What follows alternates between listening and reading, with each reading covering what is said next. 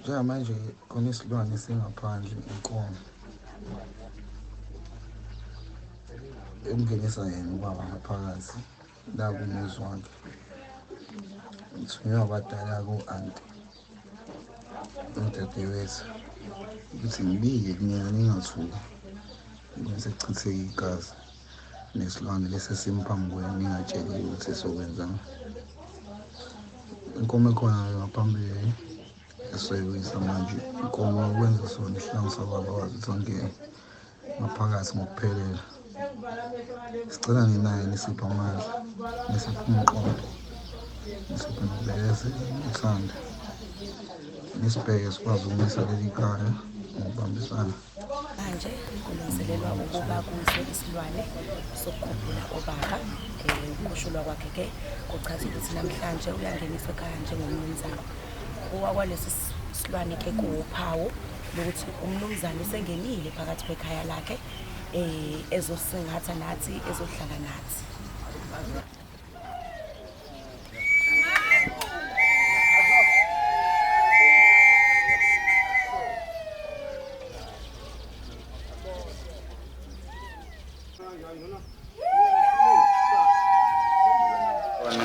Igama lami ngisakhumuza umsezo. Lasihlanganiswe ungenisa ubaba ekhaya. Singenisa nesihlangu sakhe ngaphakathi, akwazi ukubanika ihawu lakhe lokugiya ney'nduku zakhe zokuzivikela. Mahadele Mthethwa, umakoti kababa uMthethwa, ubaba uNyambose lo namhlanje sizokhumbula yena. Siwumndeni kababa uMthethwa, sizomkhumbula, sizomenzela itshe. Hamba kahle kwethu, ngibonge nezingane nomakoti into ayenzeke kuwena. Sithi siyabonga Dingiswayo, Nkonyane Nkosi. Owakithi wena siyakuthanda.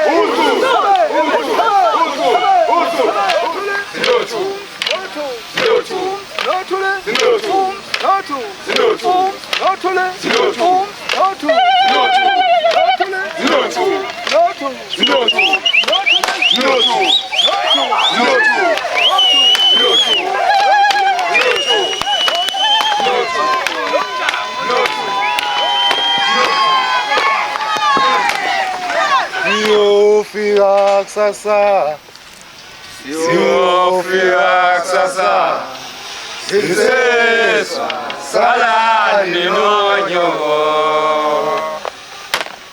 Siyofika kusasa, siyofika kusasa, sinsizwa salani nonyoko.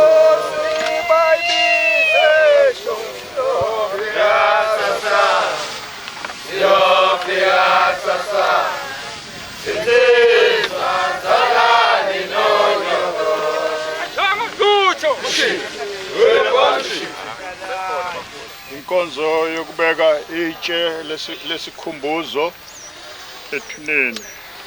Sikhumbula izinsuku neminyaka esiyichithileyo nabo ekuhlaleni okumnandi. Sibonga nesibusiso nokuthokoza esakudla kanye nabo. Siyakubonga nangezinto ezilukhuni esadlula kuzo. Isikhumbuzo sikaMnumzane uSipho Victor Mthethwa umnyama. Inkunzi emnyama ugagano ontsibantsiba. Unkane engane engangesihlangu sakhe. Imfolozo emnyama laluphumule Nkonyane Yenkosi. Owakho umlando ulobile. Sohlala sikuthanda sikukhumbula.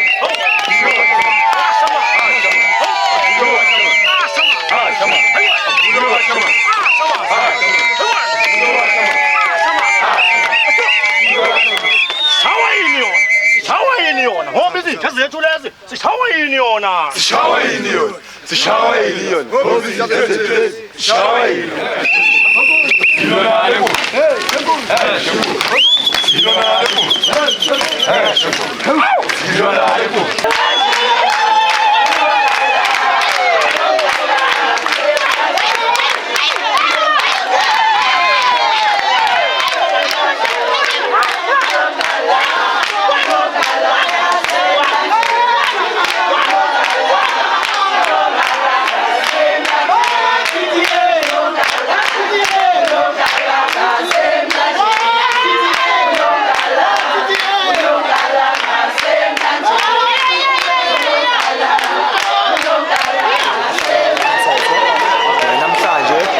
Senza umcimbi okamkhulu la ekhaya washiya emhlabeni umcimbi ukuthi hayi uhambe kahle yonke into ibe right njengamanje insizwa amalapha niyibona nje la ziyayitika zidlela inyama njengamanje